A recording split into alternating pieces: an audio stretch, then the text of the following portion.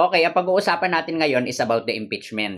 Ang impeachment ay hindi optional at mas lalo, hindi ito emosyonal. Ito ay isang tungkulin na dapat ay ginagampanan, pinaprioridad. Habang dumarami ang inihahayin na impeachment, ay obligasyon ang House of Representatives na dapat ito ay tanggapin, i-repair. Dapat ito ay kanilang trabahuhin dahil hindi pwedeng pigilan ang isang konstitusyonal na proseso dahil lang sa mga pangamba o mga pakiramdam. Sabihin na nating political discomfort.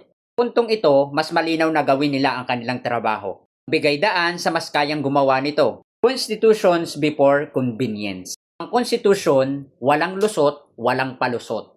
At ayon nga sa 1987 Constitution, Article 11, Accountability of Public Officers, Section 2, President, the Vice President, member of the Supreme Court, and the Ombudsman may be removed from office on impeachment. Culpable violations of the Constitution, treason, bribery, graft, and also corruption. Other high crimes or betrayal of public trust. Kung matatandaan natin na mas nauna napailan ng impeachment complaint itong si BP Sara, maraming tumutol pero sapat ang ebidensya, mga dokumento at mga testigo. Sa pamumuno ni dating Speaker Martin Romualdez, noong panahon ni former Speaker Martin Romualdez, sa 300 plus na mga mambabata, ay 200 plus dito na sumang-ayon. Dahilan kung bakit siya na-impeach sa House of Representatives. At ang malaking tanong dito, bakit hindi nagkaroon ng trial? Sa kadahilanan na lumabag daw kuno sa 1-year bar rule.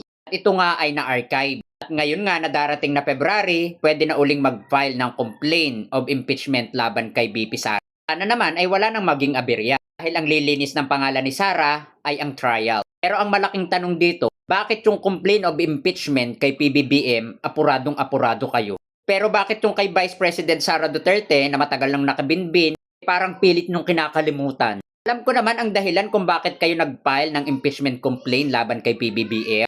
Para maliko na naman ang issue ng impeachment laban kay Sara. At ang gusto nyo, ang i-prioridad ay yung kay PBBM, tas kalimutan na yung kay Sara. Hindi ganon. Sa 1987 Constitution, priority ang impeachment complaint. Hindi ito pwedeng kalimutan. Hindi ito pwedeng baliwalain. Paano magkakaroon ng election 2028 kung ang presidente at vice president ay may complaint of impeachment? Mga hindi nag-iisip?